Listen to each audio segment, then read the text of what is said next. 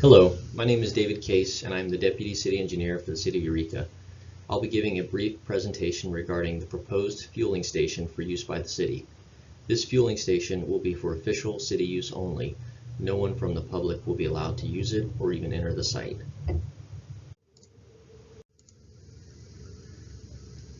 Some of the things I'll be discussing are purpose.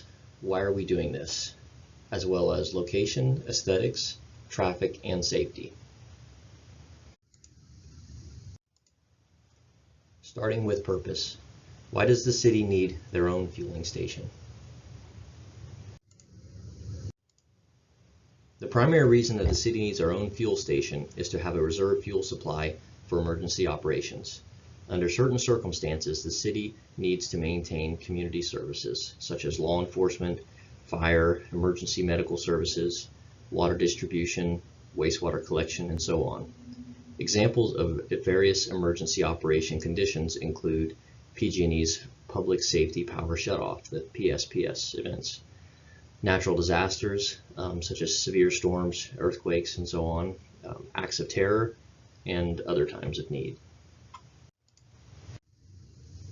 In situations where the power is out and/or fuel is limited, the city needs fuel to run generators and power vehicles.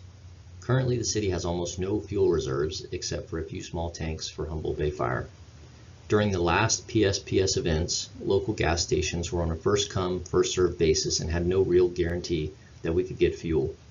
Fortunately, we were able to get help from Mercer Fraser and were able to maintain essential community services.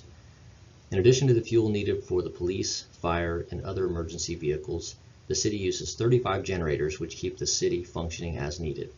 These generators require refueling on a daily basis and sometimes more. Although we were able to rely on Mercer Fraser for the last two PSPS events, doing so is not sustainable depending on availability of supplies and/or need, which is why we need to be self-reliant.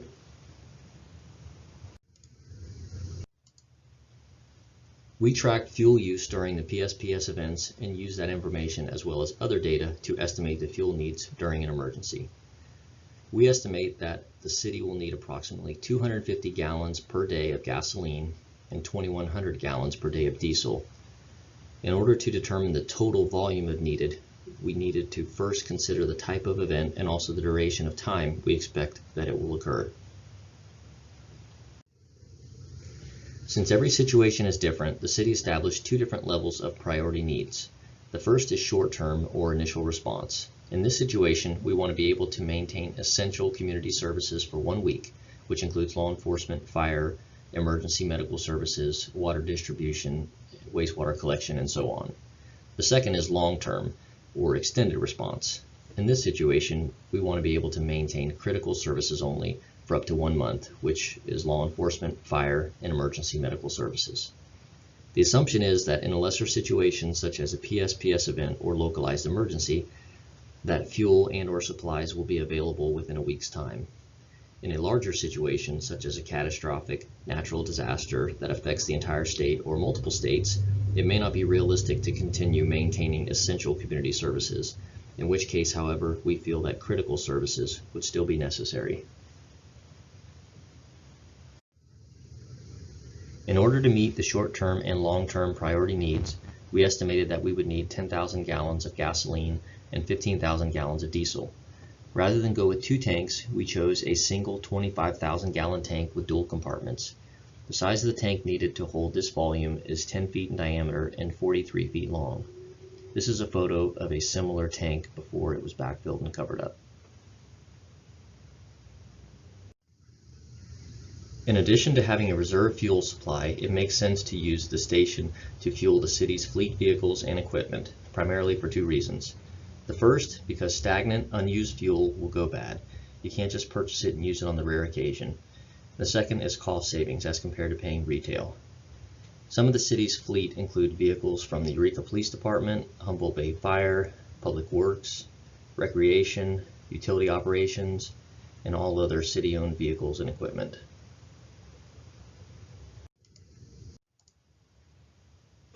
We looked at the fuel records and retail prices paid for the fuel as compared to the wholesale price. And assuming that fuel use and cost differential remains about the same, the city could expect to see a cost savings of over $40,000 per year. The second topic is location. Where is this going to be?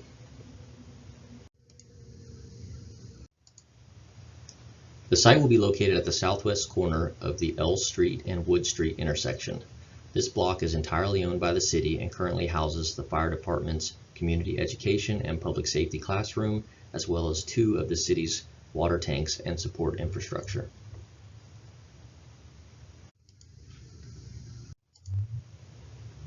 Why did the city choose this location?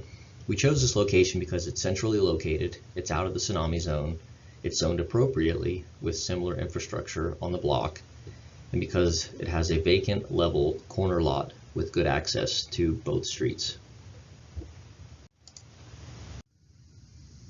Next is aesthetics. How is this going to affect the look of the neighborhood?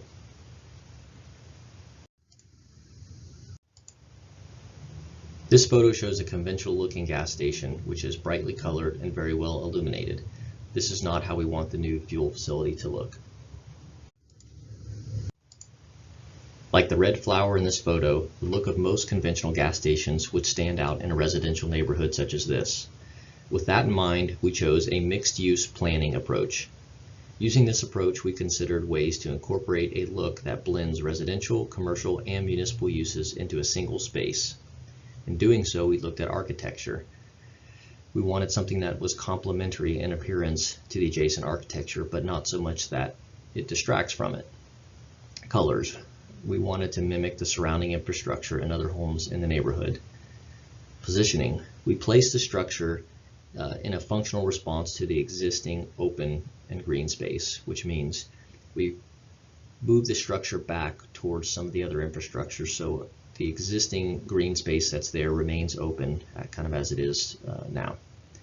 And last, lighting. We wanted the lighting to be minimal and downturned. With that said, this is a rendering of what the fuel station will look like.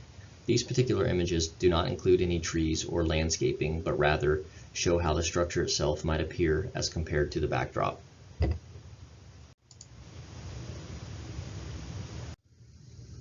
In addition to architecture, we considered landscaping. These are some photos of the landscaping plan. Although we do not have any three-dimensional renderings of what the plantings will look like, and the image is difficult to see, the landscaping plan is based on the same or similar plants that are located in and around the site. We chose species that are evergreen and flowering to provide vegetation and color year-round. They are also drought tolerant in order to minimize watering and maintenance. And lastly, the plantings were positioned in order to provide a screen against the structure once they mature and develop.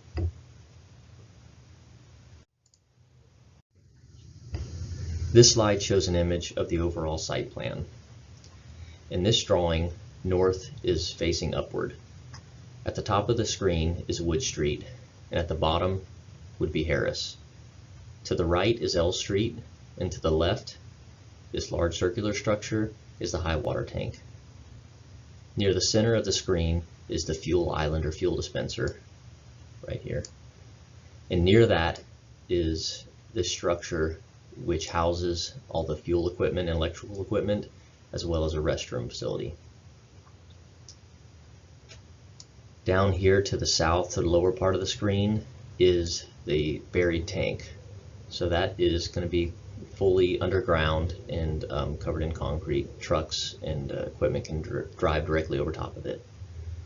So if someone were to be coming in off of L Street, they could turn into the site, drive through here, stop, fuel at the island, and then continue on out onto Wood Street. And then similar, if they were coming in off of Wood Street, they can pull in this direction, stop, fill up at the island, and head on out to L Street. Next, I'll be discussing traffic.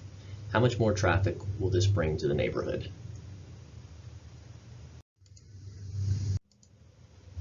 We looked at the actual numbers of fueling stops from our city fleet vehicles from time periods as far back as August 2019. Based on that, we determined that during an average weekday, that you can expect to see around 46 trips and around 22 on a weekend. But keep in mind that a fuel stop actually consists of 2 trips, so 1 trip in and 1 trip out. We did a comparison of the pre-COVID-19 trips as compared to the post-COVID-19 trips and found the overall number to be similar. The only difference was that the weekday trips were a little lower and the weekend trips were a little higher. In order to give a more realistic breakdown of trips, we chose the pre-COVID-19 values with the expectation that use will revert back to previous conditions at some point. In order to give you a comparison to something that might be a little more familiar, we looked at the trips generated by a single-family residence. According to the Institute of Transportation Engineers Trip Generation Handbook, a single-family detached housing unit equates to around 10 trips per day. The new fuel station roughly equates to the traffic you might expect from about 4 new homes or 2 on the weekends. And of those trips, many will go unnoticed, as 38% occurred in the later evening and early morning hours, while most would be asleep. Another good way to compare the additional traffic to something a little more tangible is to compare it to some of the adjacent roadways. Harris Street, for example, gets almost 15,000 trips per day, so this equates to a 0.3% increase.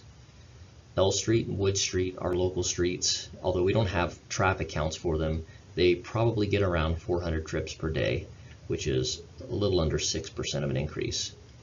So with that said, access is intended to be from either Wood Street or L Street. So the additional trips on either street is roughly half of the total expected trips. The last topic of the presentation is safety. How will this affect the safety of the neighborhood?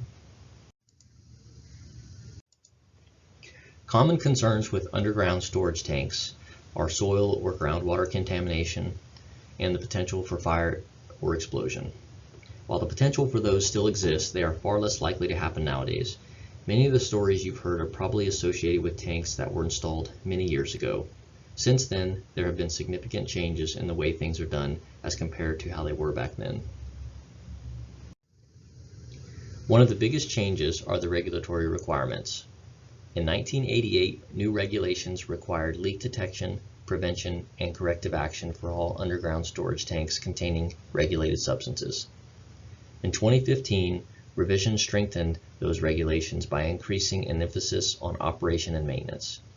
In addition, regulations added secondary containment, operator training, periodic operation and maintenance requirements, and reporting. Many of the older underground storage tanks were single-walled steel tanks that deteriorated over time. Many of them leaked and went unnoticed or were just abandoned altogether. In addition to the regulatory requirements, significant advances in technology have given us the ability to track and monitor the systems. Some of those improvements include tank monitoring and release or leak detection equipment. Sensors are located throughout the entire system, which monitor fluid and vapors. It's a little difficult to see in the photo, but all tanks, sumps, and lines are required to be double-walled and have sensors that check the voids for leaks. The sensors are wired directly to a centralized computer which continually monitors them and sets off an alarm if any leaks occur. And any leaks that would be occurring would be a result of a failure of the primary containment structure, but still not have escaped into the ground because of the secondary containment layer. These photos are some examples of what some of the sensors and equipment might look like.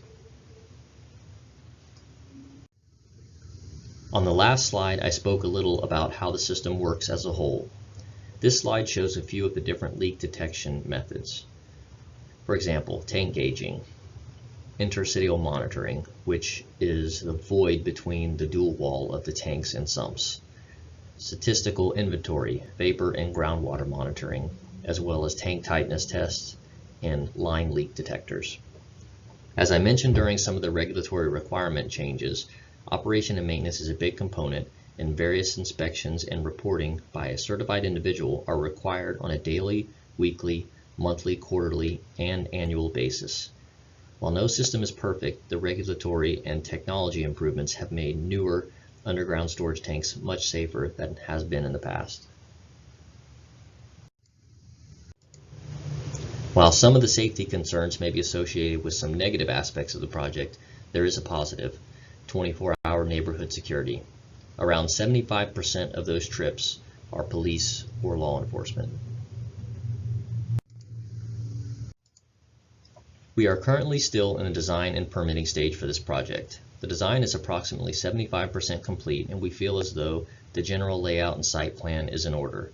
Ultimately, we hope to begin construction by the end of this year and be completed by the summer of next. I hope you found this presentation to be helpful and informative, but if you still have any questions or comments, please feel free to email me directly at the address on the screen.